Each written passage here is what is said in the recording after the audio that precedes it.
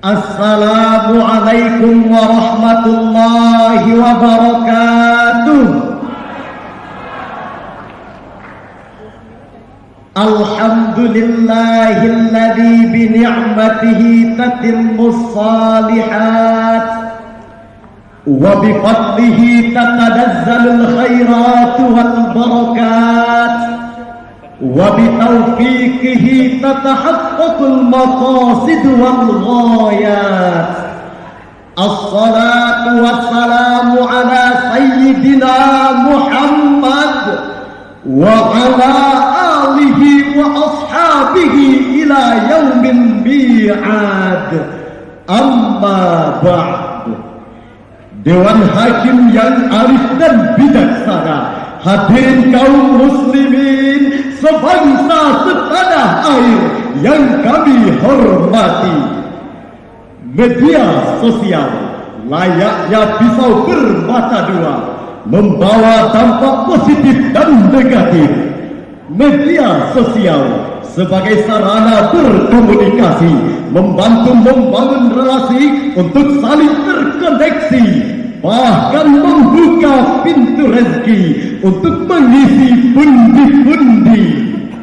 Namun hadirin, tidak bisa kita pungkiri, media sosial juga membahayakan pribadi, instansi dan institusi.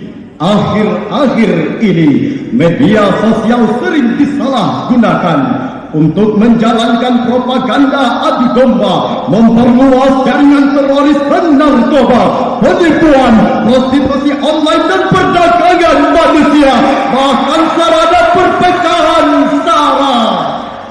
Betapa banyak pengguna media sosial ini sudah tak beretika, bebas berbicara, berargumen sesukanya, menyumpah, mengutuk, menghina. Pantas kalau Albert Einstein pernah berkata, "It has become abundantly obvious that our technology has exceeded our humanity." Sudah semakin jelas terlihat bahwa teknologi kita telah melampaui batas kemanusiaan. Untuk itu, etika berkomunikasi di media sosial adalah judul syarahil Quran yang akan kami sampaikan pada kesempatan ini. Sebagai rujukan, Al-Quran Surah Al-Ahzab ayat 70 dan 71.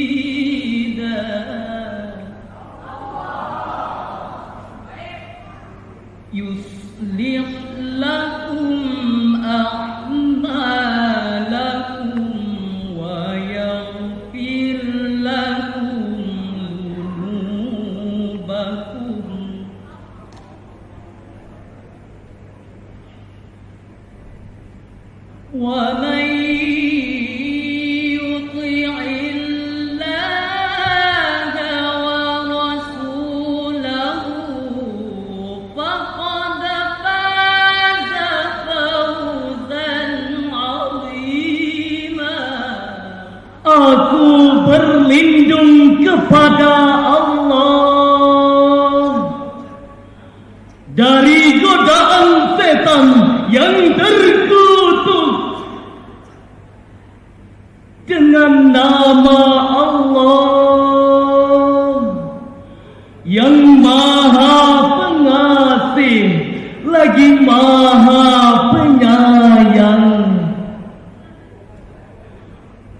Wahai orang-orang yang beriman, bertakwalah kamu kepada Allah dan ucapkanlah perkataan yang benar.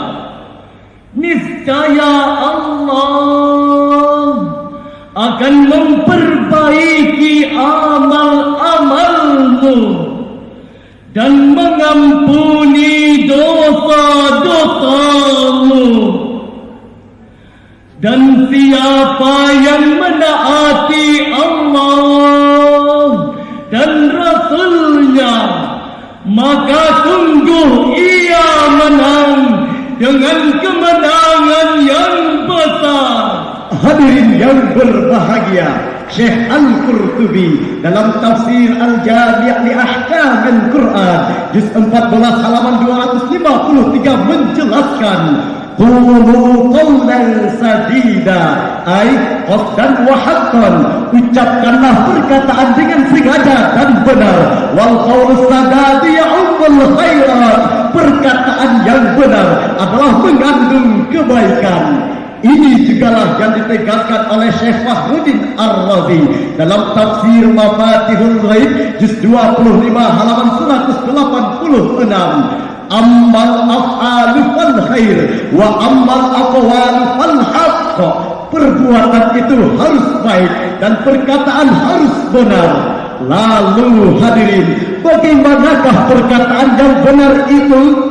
Syekh Ibnu Katsir dalam Tafsirul Qur'anil Azim juz 6 halaman 487 menjelaskan, qawlan sadida ay mustaqiman la wijaja fihi wa inhiraf, yaitu perkataan yang lurus, tidak mengandung kepalsuan dan penyimpangan, tidak berbohong dan tidak manipulasi. Namun hadirin, yang terjadi di era media sosial saat ini, etika berkomunikasi makin jauh dari berlaku sehari-hari. Banyak yang tidak peduli sampai membahayakan diri sendiri.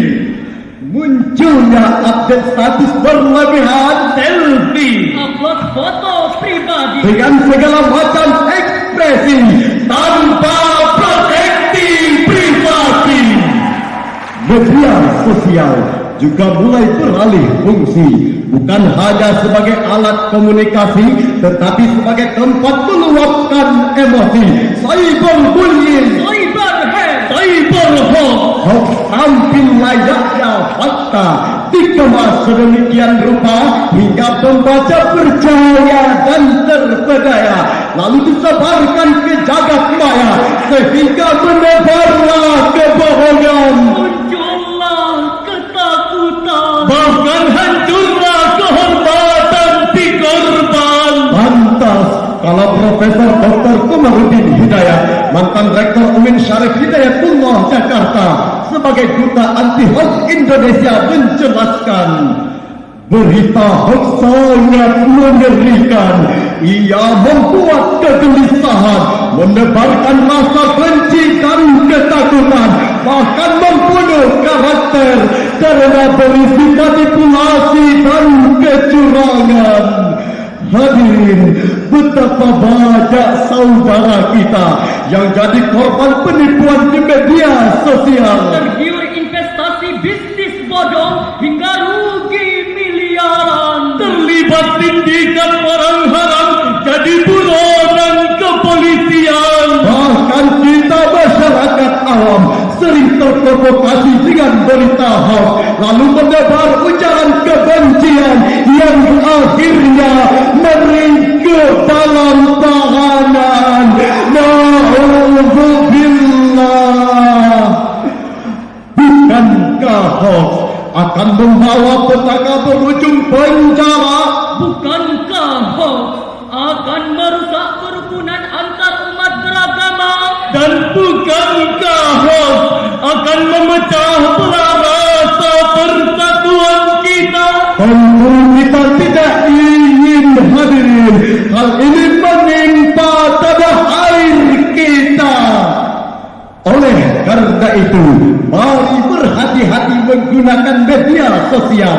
baca dan pahami Undang-Undang ITE nomor 19 tahun 2019. Jangan menebar berita yang belum jelas sumbernya karena akan menjadi bencana. Jangan menyinggung isu sara agar amarah tak membara. Jangan menyebar link pornografi dan porno aksi karena itu racun generasi. Mulai saat ini tahan jempolmu. Think before you click. Saring sebelum sharing. Jadilah penyampai kebenaran. Qulu qawlan sadida. Setuju?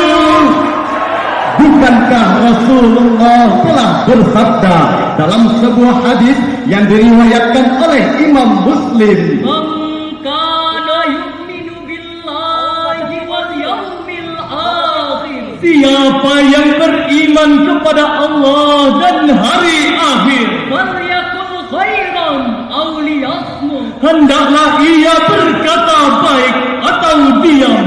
Imam Asy-Syafi'i rahimahullah juga menegaskan, apabila hendak berkata maka pikirlah terlebih dahulu. Jika ada suatu kemaslahatan, maka sampaikanlah. Namun, jika perkataan membawa kemudaratan, Maka janganlah menyampaikannya. Hadirin yang berbahagia, yuslih lakum a'malakum ay yuwaffiqkum lil a'malis salihah. Allah akan memberikan taufik kepadanya untuk istiqomah berbuat kebaikan. Faqad faza fawzan 'azima. Dan Allah akan mengampuni dosa-dosanya lalu dimasukkan ke dalam surga. Inilah kemenangan yang agung bagi orang yang bertakwa dan menjaga perkataannya. Demikianlah penjelasan Syekh Al-Baghawi dalam tafsir Ma'alimut Tanzil juz 3 halaman 668.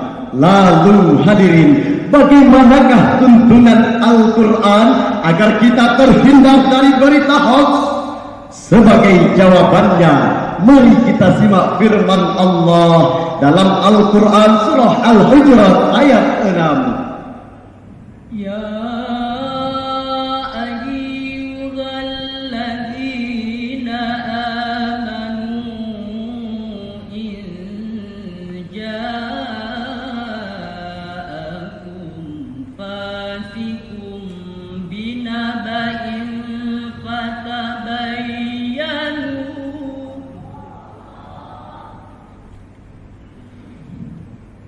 an tusibu qauman bijahalatin fatusbihu ala ma fa'altum nadimin.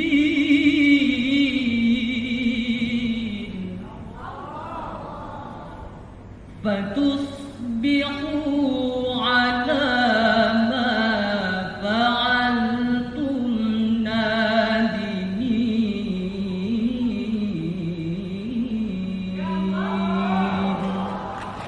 Sadaqallahul azim.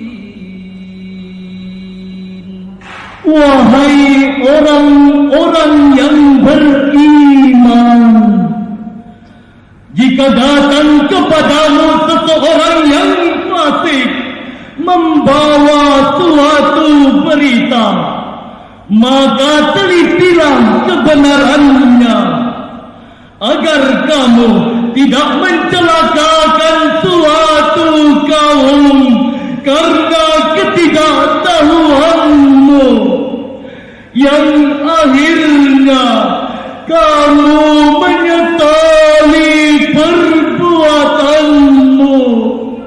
Maha benar Allah dengan segala firman-Nya. Hadirin yang mempesona, Syekh Al-Qurtubi dalam tafsir Al-Jami' li Ahkamil Quran juz 16 halaman 312 memaknai fasik dengan al-kadzdzab, pendusta.